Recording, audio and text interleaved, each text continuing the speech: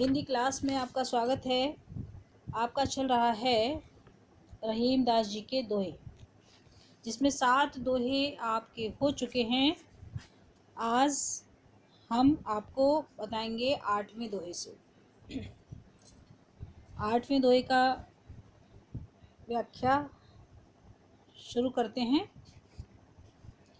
प्रीतम छवि नैनन बसी, पर छवि कहाँ समाए, भरी सराय रहीम लखे, पथिक आप फिर जाए। प्रीतम यानी प्रियतम, छावे यानी रूप, छवि यानी रूप, नैननी यानी नेत्र या आँख, बसी यानी बसी हुई है, सराय यानी यात्रियों के ठहरने का स्थान जो होता है उसको सराय बोला जाता है। लखी माने देखकर, पथिक माने राहगीर या मुसाफिर। तो संदर्भ आप जैसे मैंने पहले बताया है उसी तरह से आप करेंगे। प्रसंग है इसका, प्रस्तुत दोहे में कवि ने कहा है कि ईश्वर रूपी प्रियतम मिल जाने पर दूसरी वस्तुओं से प्रेम या मोह स्वयं ही छूट जाता है। व्याख्या देखें। प्रीतम छवि नैनन बसी, पर छवि कहाँ समाए। रहीम दास जी कहते हैं कि मेरे नेत्रों में ईश्वर रूपी प्रियतम का रूप समा गया है। मेरे नेत्रों में ईश्वर रूपी प्रियतम का रूप समा गया है।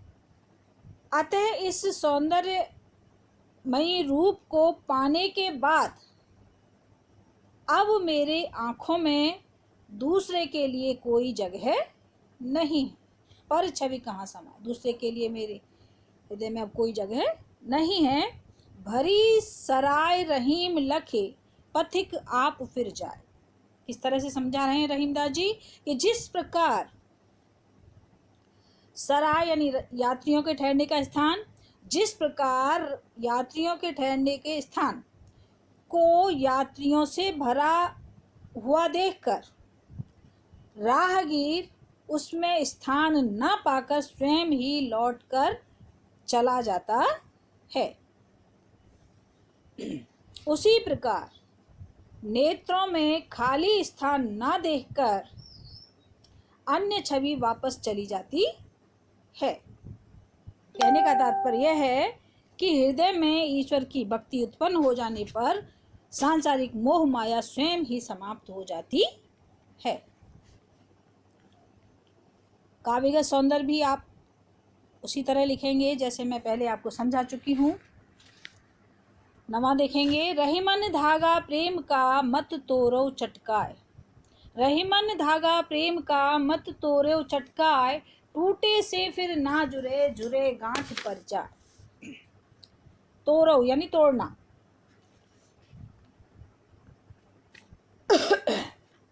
चटका यानी झटक कर, जुड़े यानी जुड़ने पर। प्रसंग है इसका, इस दोहे में कवि ने प्रेम संबंधों को संभाल कर रखने की बात कही है। व्याख्या देखें।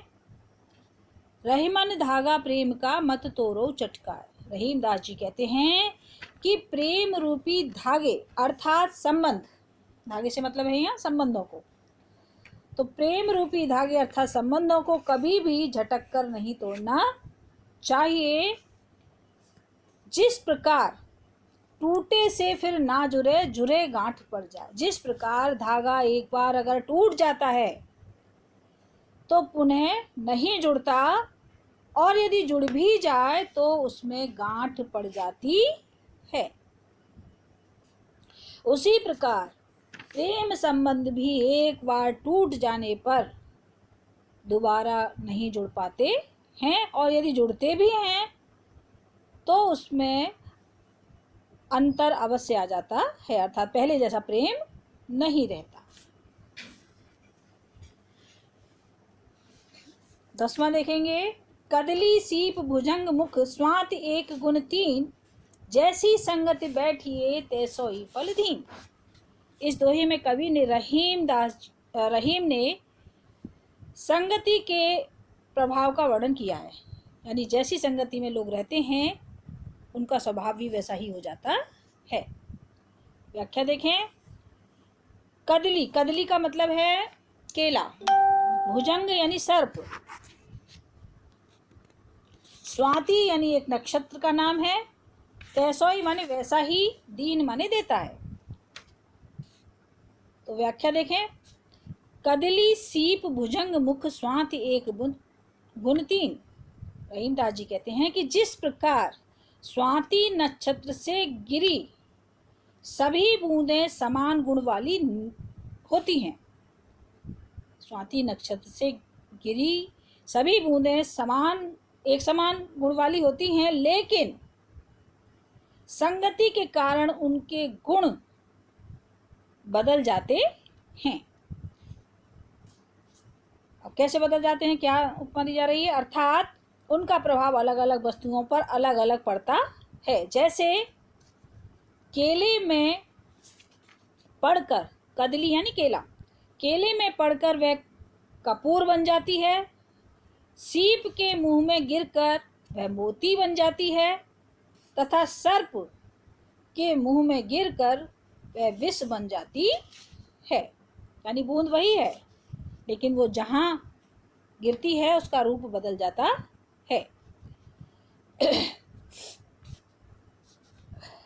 ठीक उसी प्रकार मनुष्य भी जैसी संगति में रहता है, जैसी संगत में बैठता है, उसके ऊपर वैसा ही प्रभाव पड़ता है। सच ही कहा गया है कि जैसी संगति वैसा ही फल प्राप्त होता है। तरुवर फल नहीं खात है, सरवर पिए न पान। तरुवर फल नहीं खात है, सरवर पिए ही न पान। कहे रहीम पर काज हित संपत्ति संचहि सुजान।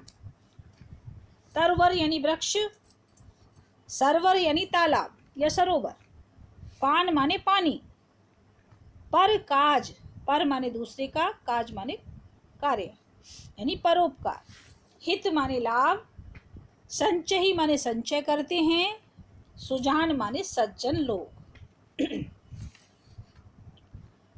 तो इस दोहे में कवि परोपकार की महत्ता का वर्णन कर रहा है, यानी परोपकार का क्या महत्व है जीवन में उसका वर्णन यहाँ पर हो रहा है। तरवर फल नहीं खाते, सरवर पिए न पान। रहीमदास जी कहते हैं कि जिस प्रकार वृक्ष अपने फलों को स्वयं नहीं खाते, तालाब अपना पानी स्वयं नहीं पीता, अर्थात वृक्ष के फल और तालाबों के जल का सेवन दूसरे लोग ही हमेशा करते हैं, उसी प्रकार कहे रहीम पर काज हित संपत्ति संचहि सुजान। उसी प्रकार सज्जन अथवा ज्ञानी मनुष्य अपनी संपत्ति का संचय दूसरों के लाभ या परोपकार के लिए ही करते हैं। काव्यगत सौंदर्य, भाषा ब्रज है, शैली मुक्तक है, गुण प्रसाद है, रस इसमें शांत है, छंद दोहा है, शब्द शक्ति अविधा है, जो मैं पहले भी बता चुकी हूँ। और इसमें संचयी सुजान में अनुप्रास अलंकार है, ना एक ही वर्ण की आवृत्ति होती है, वहाँ हमेशा अनुप्रास अलंकार रहता है। आगे देखें। रहीमन देख बड़ेन को, रहीमन देख बड़ेन को लघु न दीजिए डार, जहाँ काम आवे सुई कहा करे तरवार। बड़ेन यानी बड़ों को, लघु माने छोटा, डार माने फेंकना या तिरस्कार करना, तरवार यानी तलवार। प्रसंग है इसका, इस दोहे में कवि ने बताया है कि समय व आवश्यकता अनुसार कोई भी वस्तु चाहे छोटी हो या बड़ी, उसकी अपनी महत्ता होती है, उसका अपना अलग महत्व होता है। अतः उसकी उपेक्षा नहीं करनी चाहिए या उसका तिरस्कार नहीं करना चाहिए।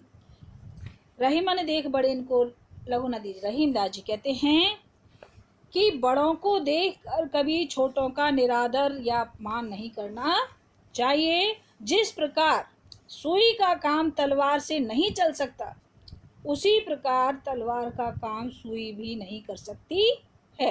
अतः कहने का मतलब है कि छोटे और बड़े दोनों ही अपने अपनी जगह पर उपयोगी एवं महत्वपूर्ण होते हैं।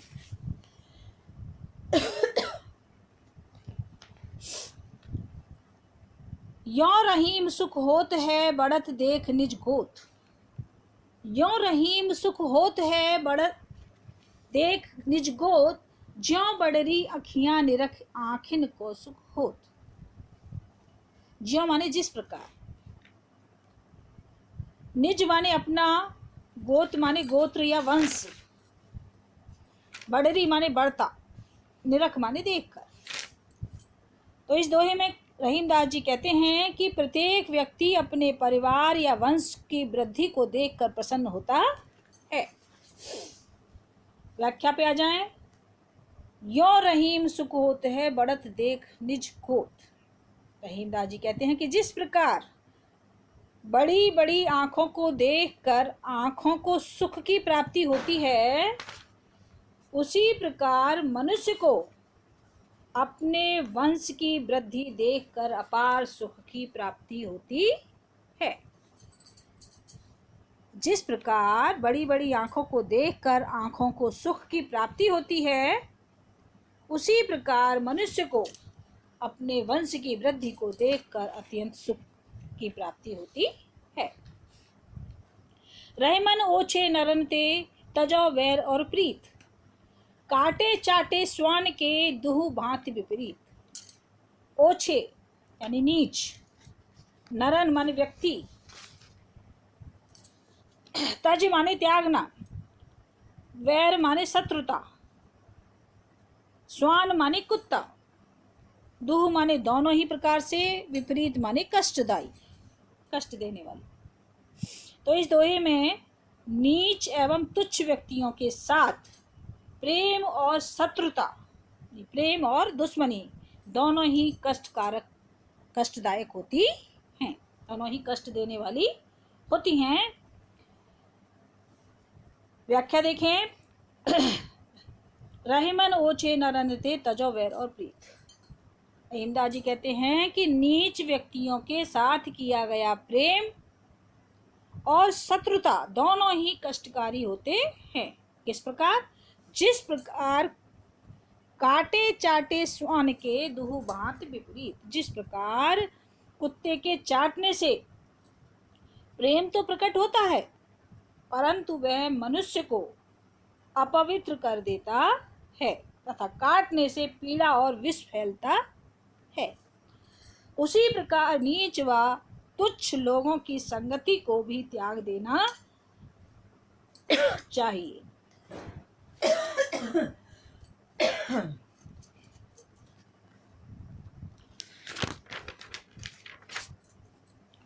तो इसके बाद आप काव्य सौंदर्य लिखेंगे। भाषा ब्रज है, शैली मुक्तक, शांत है, गुण प्रसाद है, छंद इसमें दोहा है, शब्द शक्ति अभिधान, दृष्टांत अलंकार है।